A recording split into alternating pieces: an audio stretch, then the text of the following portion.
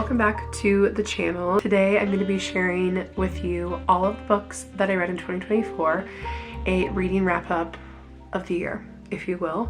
I'm going to share some stats, and then at the end of the video I'm going to share my top 5 books that I think you have to put on your TBR right now. I have my laptop here in front of me and I'm going to be using that to read through all of my stats for 2024 and all the books that I read. Goodreads is not showing me my 2024 goal. Is it because I didn't hit it that you're not showing it to me? Well, whatever my goal was, I did not hit it. I feel like my goal was 50, I think. Yeah, because the previous year, 2023, I read 50 books. And so I thought oh, we could do that again. No. I would say last year was an okay reading year. I never really got into a big rhythm or groove. And so I'm really hoping that this year will turn that around in terms of reading. But I ended up reading 28 books last year, which is pretty good, I would say. I'm just a normal person, have a job, have a life, have family and friends. So I feel 28 books in a year is a nice number. All of that together totaled 11,258 pages, which is kind of cool to know how many pages you read. The longest book I read was Queen of Shadows, and the shortest book I read was Evidence of the Affair. I really want to get into more short stories because I actually really enjoyed that short story that I read. My average book length in 2024 was 400 pages. Recently, I've been liking on the shorter end, closer to the 300 page mark. So it's interesting to see that the average was 400. My average rating of 2024 was 3.5 stars, which I feel is really accurate. We'll see in the video today that I'm a pretty, I would say, nice rater of books. I want to get a little bit more opinionated in 2025 with my ratings and get a little, I don't want to say harsher, because I don't want to just be harsh to be harsh. But I want to get more nitpicky, what is this actually to me? Now let's just get into all the books. I want to talk through all of them with you. So the first book I read in the year was The Inheritance Games by Jennifer Lynn Barnes. I did listen to this as an audiobook. I would say it was a really good, just mindless, easy to follow audiobook. We're following our main character, Avery, who's in high school. And she's really fun, and I felt like an entertaining main character to follow. And basically she gets this inheritance from this person she never has heard of before. And this person that's passed away has these 4 grandsons. And so she has to go to, I think it's Texas, and figure out what the heck's happening. And I would say it's a very good cast of characters. The 4 grandsons are very interesting personalities. All have very different kind of who they are. And so yeah, it's a mystery YA mystery book. Really pretty simple and chill, nothing too extraordinary or crazy. Oh, and I'm looking at my notes. She has a sister, Avery, and the sister is dealing with a very deep, kind of intense topic, but the author, I feel handles it really well. And I always really like that, especially in young adult books, when an author includes kind of a heavy topic, because it just makes a book feel a little bit more, I don't know, realistic and real life. So yeah, started out the year decently. I gave it a 3-star. It was nothing to write home about, and I still haven't continued the series, but I enjoyed it while I was listening to it. The next book I read is Daisy Hates. This is the second book in the Magnolia Park series by Jessa Hastings. I was unfortunately reading this in a kind of a hard part of my life last January, and so it definitely hindered the reading experience. I honestly have been thinking about that a lot recently, how what's going on in your life and just how you're feeling towards reading in general honestly can really impact how you feel and look at a book. And so this definitely did that for me. I still did give it a 4-star because I could tell this was just such a good book. And I honestly think I'm a Daisy girl over a Magnolia girl. If you've never heard of the series, basically it just follows these super rich elite people in London, and one family's super rich because they're I think her parents are designers or something, and then Daisy's family is her brother's a gang lord, and he sells and steals art and stuff. So it's just these rich people and all their fun drama and cool stuff that's going on is fascinating to read and follow along. It's super toxic, but in the best way. Well, not the best way, but it's toxic and just so interesting. It kind of feels like you're watching like The Real Housewives or whatever. Like if you're someone that likes watching shows like that, this is like the book version of that in London.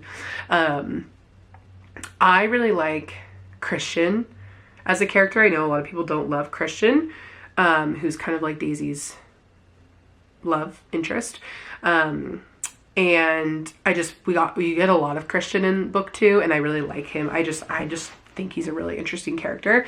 And I would say the last thing I wrote in my notes is like these books just have so many complex relationships and feelings, and it literally like bleeds through on the paper. Like Jessa Hastings just writes in such a way that makes you just feel like I could literally feel these deep emotions. So then I read Days at the Murasaki Bookshop, which is a short story translated from an original Japanese text, and this was such a cute and cozy read.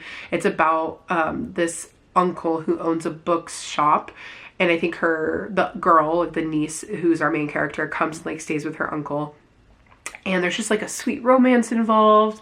And it was like, I would totally recommend picking up this book if you just need a short, like wholesome, sweet story. Especially if it's like raining and cozy. It was a very cute, cozy read. And I think I might have the second one, but there's a second one. Actually, no, I don't think I have it yet, but they do have a second book in that series, and I'm totally going to pick it up this year. Okay, then I continued the Magnolia Park series with the third book, The Long Way Home. And I also gave this a 4 stars. This book, people say on the internet when they talk about Magnolia Parks that they like need Jessa to pay for their therapy bills because like it's that toxic and crazy and they get so invested in it. And after I finished this book, I was like, I understand why people ask Jessa to pay their therapy bills. This book really changed the game for me when it came to Magnolia and BJ. And again, Magnolia is the one that's from like the rich family that I think her dad's like a designer or something. And so she's kind of more like posh, good girl vibes. And the first book and then her love interest, they are just like the definition of a toxic, like back and forth relationship. And they got a little like, I don't want to say like annoying for me in the first book, but in this book, everything kind of makes sense because you like kind of learn this huge part of their relationship. And it definitely made me like the couple, Magnolia and BJ, more, and just Magnolia in general. So I really loved how this book handled like the big thing that's talked about in this book. It was really well done, and I very much enjoyed it. Then I read Lessons in Chemistry. This was such an incredible book. I honestly don't love when books get super like hyped up because I tend to like start just getting this like view of what I feel like the story might be in my head. But so many people were telling me to read this, and so I'm like, all right, fine, I'll read it. And I had just not read a book like this in so long. Elizabeth, our main character, she's just such a unique, fascinating character. Yeah, in my notes I wrote, this is literally one of the best written books of the year. Like the writing was just so amazing, so beautiful. I also had such a clear, vivid picture of like what Elizabeth's home looked like and what their street looked like, and just the writing was like exquisite. Like I feel like I hadn't read that beautiful of writing in a long time, and the story was just so good. If you haven't read Lessons in Chemistry, it's basically following Elizabeth, our main character. She is a scientist, and I think this is taking place in like what, the 1950s, 60s, I want to say.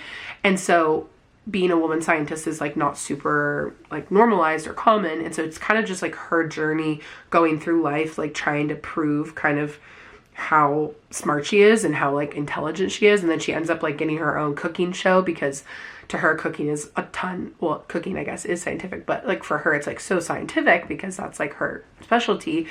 And so it's just such a fascinating, unique plot. So I would definitely highly recommend Lessons in Chemistry if you've not read it so far. I still have not watched the show. People have told me the show is not as good as the book, so I'm kind of like, maybe I don't need to watch it. Then I read Saturday Night at the Lakeside Supper Club. See, like this book is a good example. This should be lower than a 2.5. Like I gave it a 2.5. And I guess, I don't know, I'm generous. So basically this book is about like a generational diner. So this diner is in the family and you're watching, it's like a dual timeline book. I thought the dual timeline was done horrendously. Like I actually did not know most of the time like which timeline we were in. Well, like I knew, but it was just like really confusing, and the characters, like, I don't know if the characters were like too similar in each timeline or what, but it was just like I could not follow it. I never thought the story got into like a really good rhythm.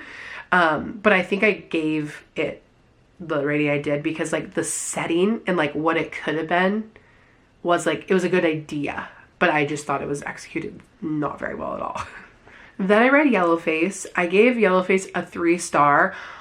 Honestly, as I was like preparing for this video, I just like can't remember much from Yellowface. Like I remember it being a good book, but I just like honestly don't remember a lot, and that's typically a sign to me that it was like a mid-average book. I do remember that I didn't love the main character, but I think that was kind of the point of the story. And then it was like a interesting enough story, and there was like some things that were keeping me intrigued to like keep reading, but it honestly wasn't as groundbreaking as I was expecting it to be, because I feel like that was a lot of people's favorite book last year, but it was a good read. Then I read Powerless by Lauren Roberts. I gave this a 4-star. Peyton is a super like fun, fiery character. I feel like I haven't read like her persona in a fantasy yet, and so I really enjoyed her as a main character. Honestly, when I just like think of Powerless, like what do I actually think? I can't remember a lot from Powerless either. Like I don't know if it's just because I have too many fantasy storylines going on in my head or what, but Powerless was definitely not the most memorable for me. I remember, I mean, if I gave it a 4, like it's a good book. I liked it, but it wasn't as groundbreaking as other fantasies to me. Next, I read Summer Sisters by Judy Blume. This was inspired by one of my all-time favorite books, Mary Jane. I'm always searching for books that are similar to Mary Jane, and Summer Sisters seemed like a similar vibe, kind of like a literary fiction, women's fiction story about like coming of age vibes. That's like kind of what Mary Jane is and Summer Sisters is. In Summer Sisters, it's like watching these two friends who were friends when they were younger, like all throughout their lives, and I was really like wanting it to be so much like Mary Jane, and I realized Mary Jane takes place over just a summer, and so it like really dives deep into like that summer, what Mary Jane like figured out about herself and the world. And Summer Sisters, I realized I don't think I liked it as much because it was over their whole entire lives. Like you see, I think it starts like maybe like middle school, maybe younger, and then all throughout their lives until the end, like the present day when they're older and they've kind of fallen a little bit apart. I saw a lot of myself in Vix, which was one of the main characters, which just always makes you like a story more when you like see yourself in one of the characters. Vix, when she was younger, was doing a lot of second guessing and she kind of wasn't confident. And then our other main character, who the name is escaping me right now, but she's like the eccentric person, and she's like the one that's like showing Vix all these things about life and everything, and I just like could relate to a lot to that because that was kind of me when I was younger. The ending of this went super crazy for a lit fic. Was not anticipating the ending at all, and almost felt like a thriller twist. I was like, wait, what? But I would say it definitely enriched the story more. Like it was a very well-rounded, well-written story. I give Summer Sisters a 4-star. Definitely a really good like summer read. You don't have to read in the summer, but it definitely gave like good summer vibes. Next, I read The Echo of Old Books by Barbara Davis. My mom had given me a few books last Christmas, and this was one of them, which I am trying to do this more, where I literally just read like a random author or a random book that I haven't seen, or like someone that recommends me something that is a little like maybe not typically what I'd pick up, or kind of is not in like the circulation of what's popular, because this was a surprise. It was a 4.5 read for me. I really, really enjoyed it. So essentially the premise of The Echo of Old Books is that does she own her own bookstore? She works at a bookstore. It takes place in a bookstore, and she finds these 2 old books. And so you actually are getting like 2 books in one with this, because half the time you're reading the books that she found, and then you're going back to, I would say even probably like, maybe it's like 60% you're actually reading the old books, and then like 40% the actual story of her and like how it's affecting her life. This like basically love story that she found. And it's super cozy. really good vibes. I love when books take place in bookstores and stuff. And there was a little bit of mystery involved, which I liked. Like, it was like a perfect little like spice of like mystery. So like as I was reading, I was like, wait, I wonder what's gonna happen, or like who that is or whatever. So it was so fun and enjoyable. I really loved it. Then I read Reckless by Elsie Silver. This is the 4th book in the Chestnut Springs series. And the main girl character, Winter, she kind of starts out as like an unlikable main character. Her character has such a good arc in the story. And by the end, I actually really enjoyed Winter. I also really enjoyed Theo. He is our male main character, and I could just totally picture his personality. It was very just well written, I would say, and I loved their like dynamic. I would definitely say this is like Grumpy is the girl and Sunshine is the guy. With Theo is like such a little sunshine golden retriever vibes. And I thought their chemistry was like really real and genuine. And for me, like that's like gonna make or break a romance. Like if this whole entire book is based off of your romance, like you better have like good non-cringy chemistry. And so yeah, I gave this a 4-star. We need an intermission of a water break. Next, I read Hook, Line, and Sinker by Tessa Bailey. This is like technically the second one after, what is it called? Do I even have it? Yes. Okay. So Hook, Line, and Sinker is like the second book to It Happened One Summer. And I really enjoyed It Happened One Summer. Hook, Line, and Sinker I didn't love. That's my phone. Hello, Mommy. Hello, Katie. How are you? I was listening to this. I was around 30% and I was gonna DNF it, but I'm really glad I keep listening. I think the main thing for me with this is that the two main characters are really into like movies and music. She is a like movie like producer assistant, I believe, our main character, and it just like those kind of just are things that don't really keep me interested, but you could tell those characters, like how they were written, they were like so into it, and it was fun to like watch their love for something. And they were just definitely different vibes, the two main characters, than Brendan and Piper, who were in the first book. They were just definitely like more my speed in terms of a romance, but I would say it's just like an average, good, cute romance. I gave this a 3-star. The next book I read was Divine Rivals. This was like, I would say, a miss for me in terms of like how much I was anticipating reading it. This feels like a watered down fantasy. I either wish there was no fantasy or there was way more elements, because first of all, you don't get a lot of there's like a war with the gods going on. That's like the only fantasy element besides the letters that they send back and forth to each other. So it honestly felt more like magical realism, and I'm honestly not a fan of magical realism. So yeah, I like would have wanted more. Like it was especially hard to like get behind like the whole war aspect of it, because I didn't understand the why for like being in the war. I kind of think that was intentional, and we might find more about that in the second book. But like, I don't know, I just like don't care enough to read it. The pacing was also super off for me. It was like really slow, and then it ends with like a super fast paced thing, but then it ends with a cliffhanger. I'm like, we didn't like get anything, it felt like. The romance in this also felt, I don't want to say forced, but it just like wasn't for me. Like I didn't really feel their chemistry. The writing though. The writing and Iris, who's our main character, those two things saved it, and like why it's a 3.5 and not lower. The writing was really beautiful. Again, it felt way more like a literary fiction than anything. But Iris is like such a strong, humble, courageous main character. So I did really enjoy like following her story.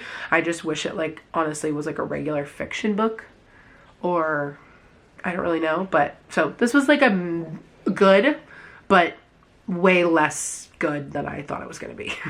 Then I read Malibu Rising by Taylor Jenkins Reid. This was my first 5-star of the year. I loved Malibu Rising. It gave such good like summer in the 80s vibes. You're following like this family. Okay, sorry if the angle changed at all. My battery just died in the middle of me gushing about Malibu Rising. But I just thought this story was amazing. The way it was written was amazing. The dual timelines were literally chef's kiss. It handled like California fires really well, and 1000% one of my favorite books of the year. Then this was a good reading time for me. I forget what month this is. We're probably like in summer, I would say. But then I read Suspect by Robert Krass. This was, again, kind of like a surprise random read. I found this on, oh no, my mom recommended this to me. She first read it. I forget how she found out about it, but she recommended it to me, and oh, this was such, tears were shed. Let's just say that. Like, books don't make me cry that often, I would say. Tears were shed.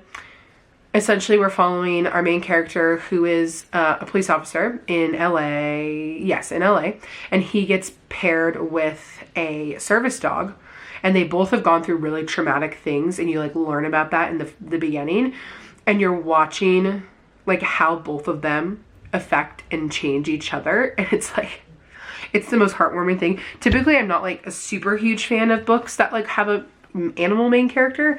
But this was so well done. You do get like a dog POV, and honestly, after reading this book, it made me love my dog more, because it felt like I like knew how dogs communicated after reading this book.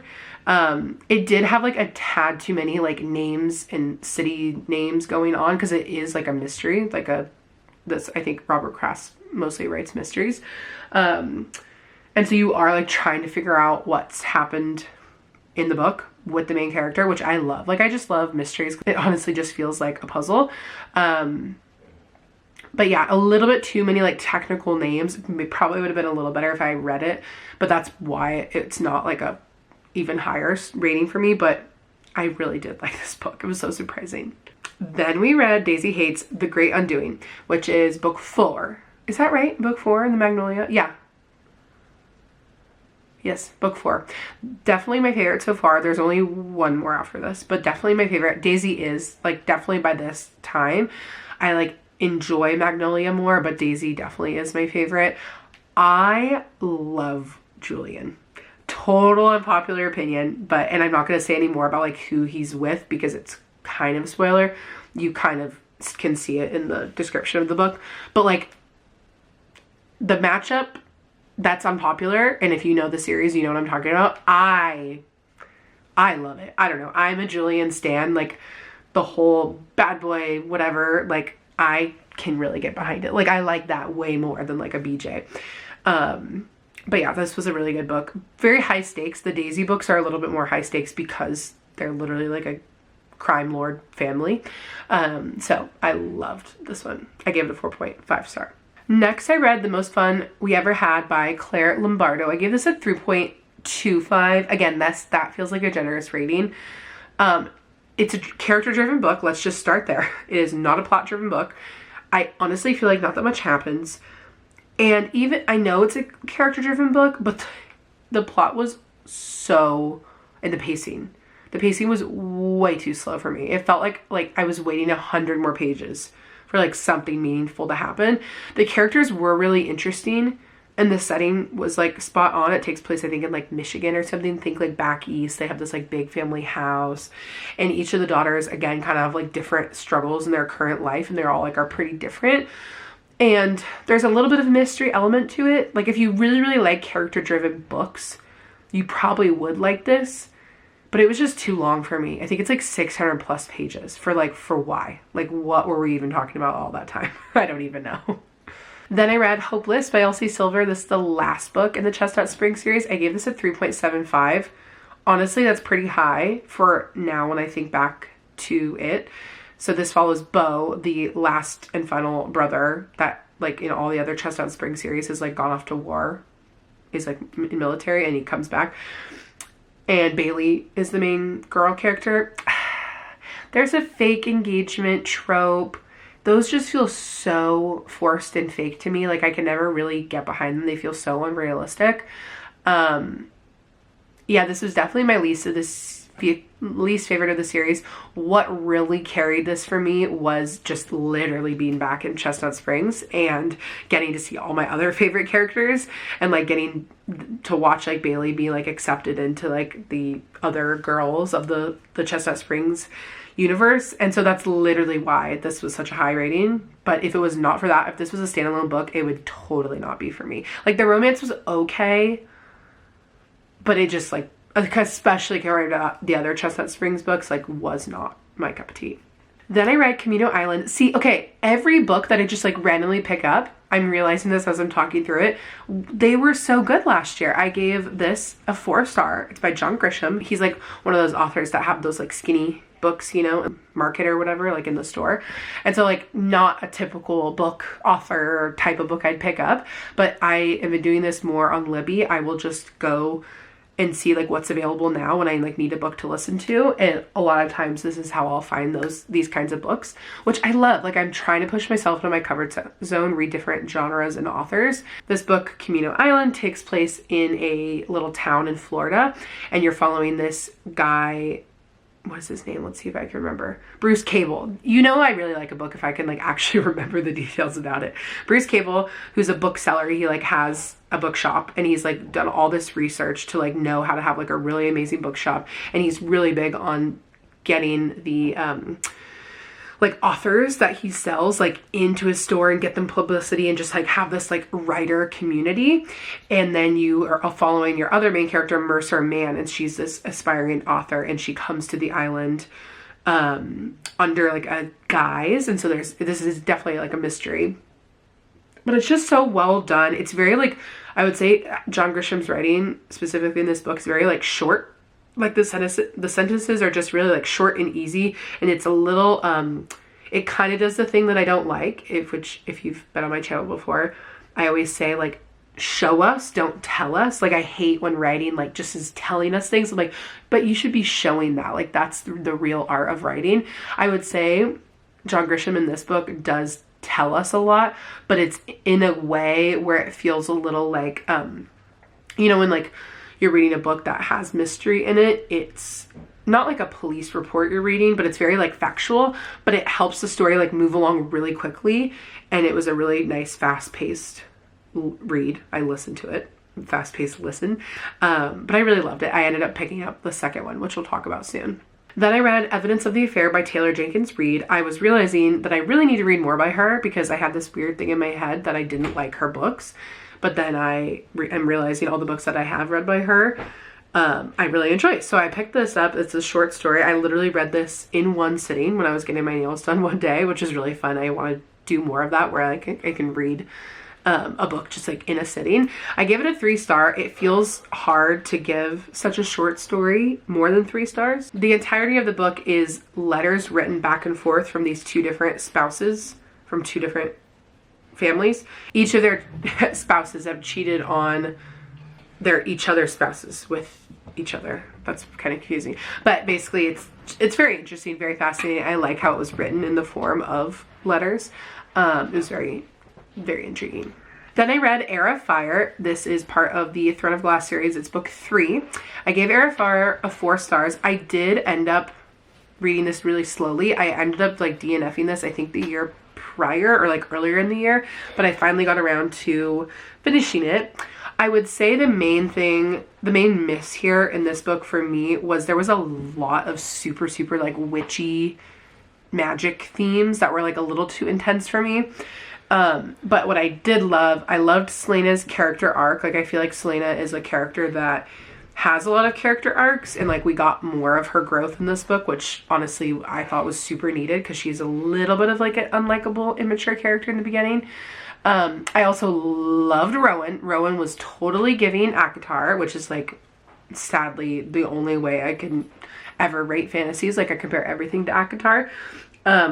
And Rowan was definitely giving more of like the fae fantasy that I fell in love with in ACOTAR. So I thought he was a really good addition to the story and the plot.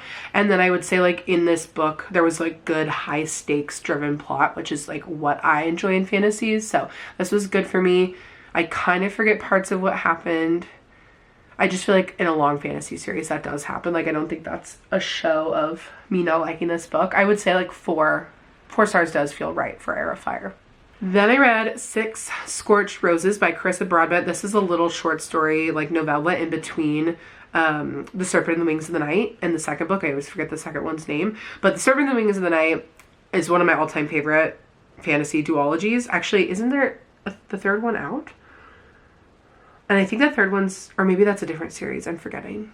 But I was so obsessed with that series that I was like, okay, I want to read like the little novella short story.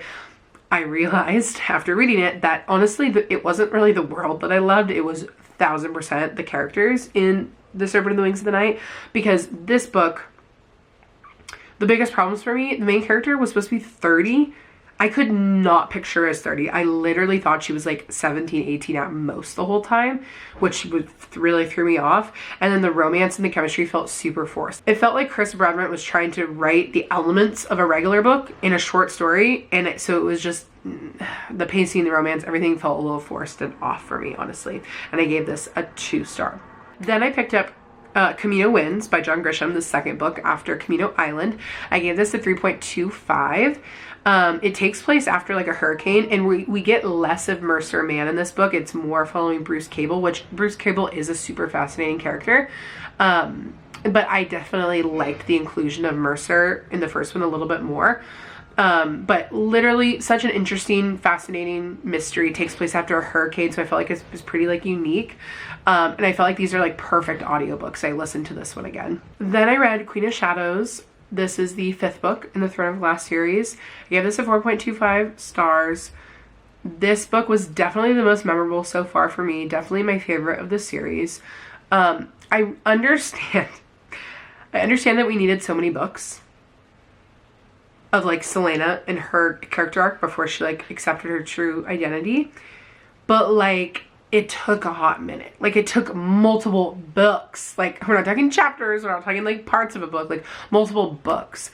And I just like, maybe she's just not my all-time favorite character in the Throne of Glass world. It's not like my all-time favorite world, but like that just felt too long for me. Like we could have done that like 2 books ago, I feel like, honestly. So I did really like Queen of Shadows, but that's kind of like where I'm at with my thoughts in general with Throne of Glass. Then I attempted reading The 7-Year Slip. I DNF'd 7-Year Slip. I am not a huge DNFer, as you can tell by I finished all the books that I read last year besides this one. I think I'm not a magical realism girly. I mentioned that earlier.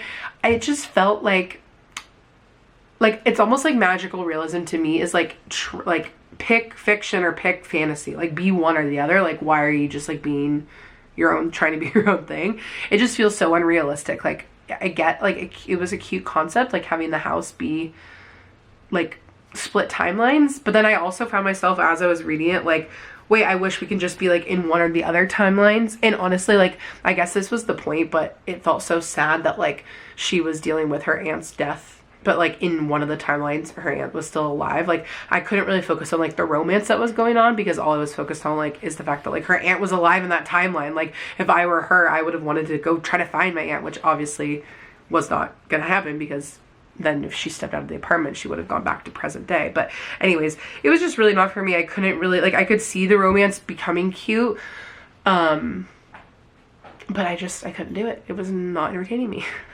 Then I listened to Everything I Know About Love by Dolly Alderton. I gave this a 3.5. It's definitely a very cool format for a memoir. Again, I'm not usually a pretty big memoir person, but because I heard that it was more like written like a story, I wanted to give it a try. I would basically say for me why it was so low, and it does kind of feel weird rating a memoir, but because it was so story-like, I feel okay rating it.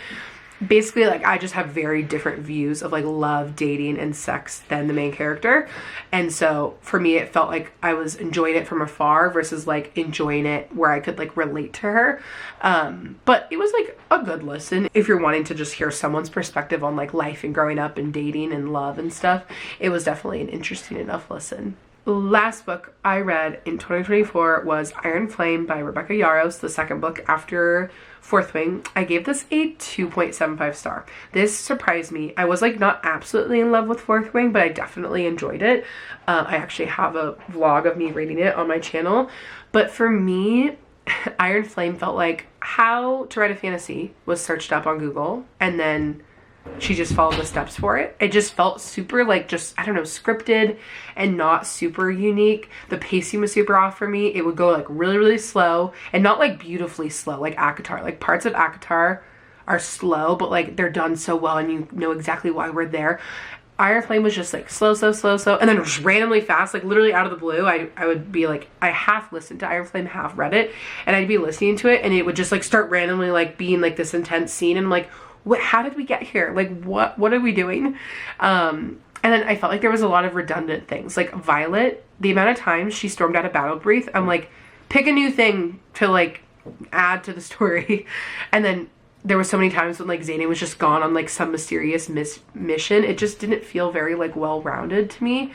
And then the last thing, the fact that like that book and Fourth Wing, the whole point of the book was like just the build up to a war, and the cliffhanger, I don't know how we feel about it. I feel like we feel kind of annoyed at it as like a community, or just like shocked by it. I am liking how Rebecca Yarros is like tying in the twist at the end of book 2 in book 3. I'm currently reading Onyx Storm still. Yeah, Iron Flame was just a little bit of a miss for me. So that was kind of like a sad way to end the reading year, but I felt overall the year was like okay for like just the amount of like slumps that I did get into. Okay, hi, sorry. My camera died and also had insufficient memory. So we are on my iPhone. This is a good test. How do we like the iPhone quality versus the camera? And how do we like the audio difference? I'm probably gonna get a mic soon, but for now, which one is better? I'm gonna now tell you my top 5 books that I think you should read. I did end up choosing books that like weren't in the middle of series because I feel like just as like a recommendation, that would be kind of weird. So the first one I decided that I want to recommend you that you should read and put on your TBR is Days in the Morisaki Bookshop. You do not have to read this when it's raining, but I would definitely recommend reading it on like a cozy day, especially if you need like a short book to kind of just like get yourself back into reading, or if you want a little palate cleanser. This is just such a sweet story. Like you're going to be like reading it and you're just going to be like, just having this feeling of like nostalgia and like awe, like literally like just like awing out loud because it's so cute. The next one is Lessons in Chemistry. This one deserves the hype. Like this is popular for a reason. This was such a beautifully like well-written story. Totally would recommend. Then The Echo of Old Books was such a surprise book. Like it was just so cool and sweet and very unique. Like I still think about it and like can remember parts of the book to this day, which I feel like is a really good sign of a good book. Malibu Rising, I actually am realizing, I think, was that like my only 5-star of last year? I'll go through, but I did not give out a lot of 5 stars. So the fact that Malibu Rising was a 5-star, that was predictable. You knew that was going to be on the list. But again, just such a good book.